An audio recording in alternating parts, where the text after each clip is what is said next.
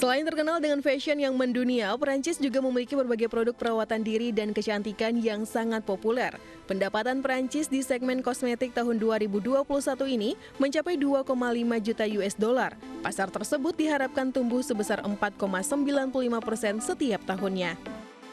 Selanjutnya adalah Jepang. Untuk produk kecantikan, Jepang lebih mematuhi ritual tradisional. Banyak produk mereka berasal dari formulasi yang telah diteliti secara ilmiah. Bahkan terdapat produk perawatan wajah terkenal asal Jepang yang proses penelitiannya mencapai 10 tahun. Tahun 2021 ini pendapatan di segmen kosmetik Jepang diperkirakan mencapai 6,8 US dollar, tumbuh 2,58% setiap tahunnya. Berikutnya adalah Korea Selatan. Produk kecantikan Korea Selatan telah merambah berbagai dunia. Bahkan Korea Selatan memperkenalkan pemakaian skincare berlapis-lapis hingga 10 tahap sebagai salah satu budaya merawat kecantikan. Pendapatan di segmen kosmetik Korea Selatan pada tahun ini ditaksir mencapai 1,6 juta US dollar dan pasarnya diharapkan tumbuh 4,2%. Negara yang juga sangat maju dalam bisnis kecantikan adalah Amerika Serikat. Produk perawatan kulit Amerika sangat terkenal untuk mencegah penuaan dini. Berbeda dengan Korea Selatan, penggunaan skincare produk Amerika lebih sederhana karena hanya memerlukan 3 hingga 4 tahap. Pendapatan Amerika di industri kosmetik tahun 2021 ini ditargetkan mencapai 17 juta US dollar dengan pertumbuhan mencapai 5%. Ya, pemirsa, Anda masih menyaksikan program di Indonesia Economic Club. Baik, tadi kita ada beberapa negara, Prof, gitu. Mungkin yang sangat familiar dengan kecantikan adalah Korea. Nah, bahkan Korea itu menjadi produk skincare Korea Selatan ini menjadi produk yang menjadi pilihan warga Asia. Nah, kita akan menanyakan apakah memang para pelaku bisnis ini juga terbang ke sana atau studi banding gitu, Pak Salman, kemudian ada Dr. Sinta dan Rani. Apalagi film-film Korea begitu kuat mengakar di masyarakat Indonesia. Pengaruhnya sangat besar. Boleh share, Pak Salman? Kaitannya dengan, kembali saya tidak bisa mendengarkan suara Anda. Baik, mungkin ke Mbak Rani dulu. Baik, kalau dari MS Glow sendiri, apakah memang melakukan studi ke sana? Benchmark ke Korea Selatan.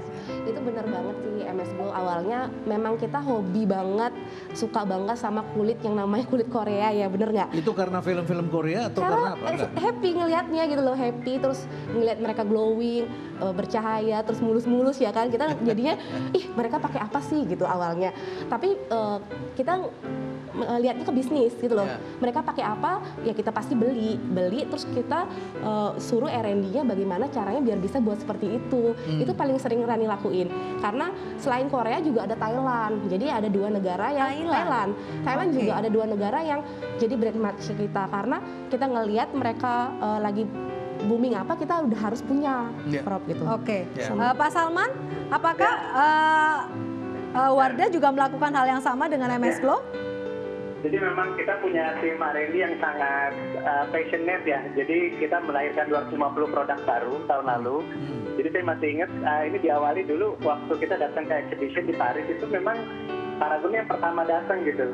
Jadi akhirnya Paragon banyak membawa teknologi kosmetik terbaru, jadi pionir gitu. Kita juga senang banget akhirnya masyarakat Indonesia makin teredukasi, terus seperti banyak pelaku ya. Dan konsumen Indonesia kan tambah pintar. Jadi akhirnya orang Indonesia bisa bangga bahwa kita punya inovasi yang setara dengan kosmetik Prancis, kosmetik Jepang, sama kosmetik Korea. Jadi R&D Indonesia itu nggak kalah hebat gitu. R&D Indonesia tidak kalah hebat. Dok, gimana kalau dengan klinik Anda? Untuk produk? Apakah untuk apa produk-produk ini juga?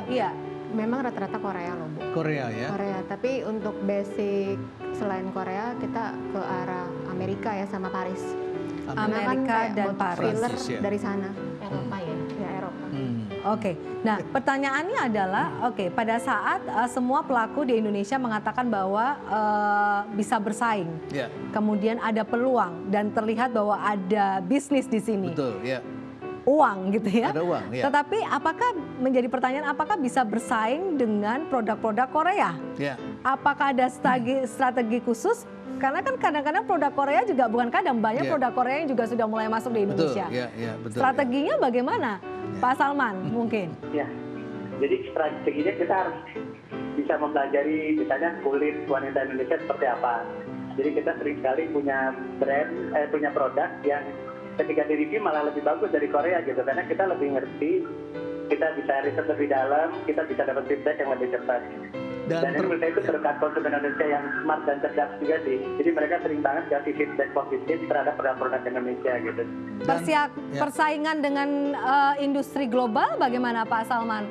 Apakah mengalami kesulitan? Apakah juga ada kendala tersendiri? Kalau di Indonesia kita tidak boleh senang ya bahwa kosmetik Indonesia bisa jadi tuan rumah di negerinya sendiri. Kita coba ekspansi ke Malaysia, tumbuhnya juga sangat cepat. Wardah tuh the fastest grow di sana.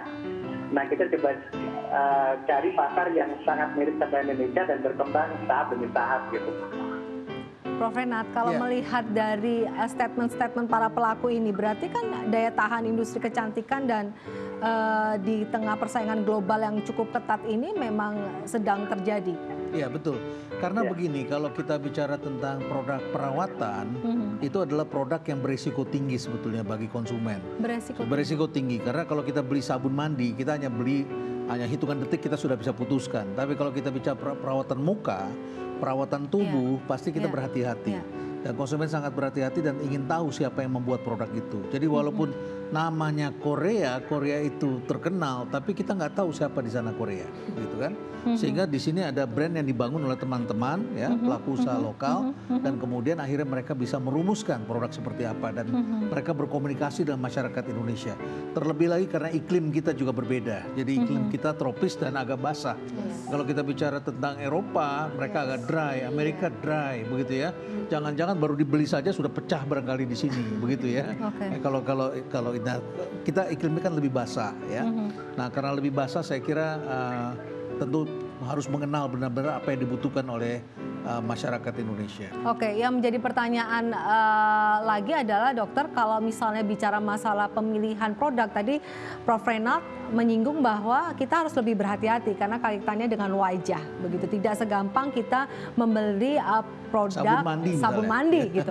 Nah, bagaimana sih pola konsumen dari Indonesia gitu? Mungkin kalau dari kecantikan, dokter, apakah memang polanya cepat? Jadi ada produk baru berpindah, kemudian ada produk yang lebih menawarkan servis yang lebih, dia akan cepat berpindah. Ya, tipe konsumen Indonesia seperti itu, senangnya mencoba-coba hal baru.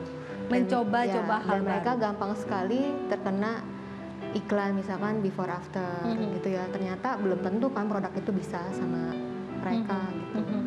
Rata-rata seperti itu, giliran sudah trouble, datanglah ke kita, baru pengakuan dosa. Pengakuan dosa. Jadi ada segmen yang senang coba-coba seperti itu. Banyak, Prof. Banyak ya? Banyak. Dan itu rata-rata level ke bawah sih. Oh, menengah ke bawah. Ya. Yang mempunyai pola seperti itu ya. Ya, dan kurang mempunyai informasi mereka betul. ya. Kurang informasi. Karena mereka melihat cantik kemudian mereka ikuti saja. Ya, betul. Oke, bagaimana dengan branding? Bicara masalah produk Korea, mungkin kita pada saat membeli produk Korea atau produk Jepang atau produk luar itu tidak banyak terlalu berpikir. Ya, jadi kita langsung ambil saja, shopping saja sebanyak mungkin, tidak berpikir 2 atau 3 kali. Padahal Korea juga ada Korea A, Korea B, Korea C, klasemennya beda-beda. Tetapi berbeda dengan produk lokal gitu ya. Kalau MS Glow atau Wardah mungkin sudah ada market tersendirinya, tetapi produk-produk lain orang juga mulai berpikir, oke, ini siapa di belakang ini? Betul, apakah mereka benar? Bagaimana mengelolanya? Industrinya bagaimana? Dan jangan lupa Korea juga menggunakan artis-artis kita, dipinjam namanya. Dipinjam namanya. Jadi artis-artis kita itu memang ada umurnya. Ya, mereka populernya biasanya 5 sampai 10 sampai 15 tahun lah katakanlah ya. Nah, selama 15 tahun itu barangkali ada masa 5 tahun bisa dikontrak menggunakan nama mereka, sehingga ini adalah produk Korea tetapi menggunakan nama artis-artis kita. Oke, kembali lagi ke strateginya Pak Salman. Bagaimana menyiasati supaya produk Anda menjadi pilihan utama dibandingkan produk-produk lain? Ya, jadi brandnya yang pasti terus dijaga gitu ya. Jadi bagaimana brandnya itu bisa memberikan tidak hanya fungsi, tapi bisa memberikan emotional benefit, bisa memberikan kebanggaan buat yang pakai. Terus satu lagi juga tadi ya, edukasi yang tepat, sehingga konsumen itu bisa memakai produknya dengan nyaman. Kadang kuncinya itu di edukasi. Jadi ketika dia sudah memilih produk yang dia cocok, dia pahamin, itu biasanya waktu penggunaannya bisa lebih lama, dia akan merekomendasikan ke orang lain gitu.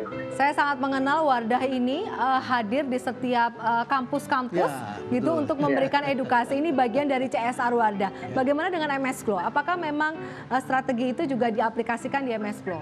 Ya, kalau MS Glow sendiri juga sama. Jadi kita lebih ke edukasi ya. Jadi setiap bulan juga kita ada pembinaan kepada reseller, member, agent. Jadi kita sering ngadain, untuk sekarang meeting Zoom. Jadi sering ngadain meeting Zoom bersama dokter-dokter kami gitu loh. Jadi selain itu juga edukasi kepada mereka bahwa pentingnya skincare yang sudah ber-BP POM, paling penting ya kan. Jadi sekarang warga Indonesia udah lumayan cerdas, mereka sudah tahu mana yang harus dibeli, mana yang enggak, mana yang patut dibeli, mana yang sesuai dengan kebutuhan mereka, mereka sudah lumayan mengerti.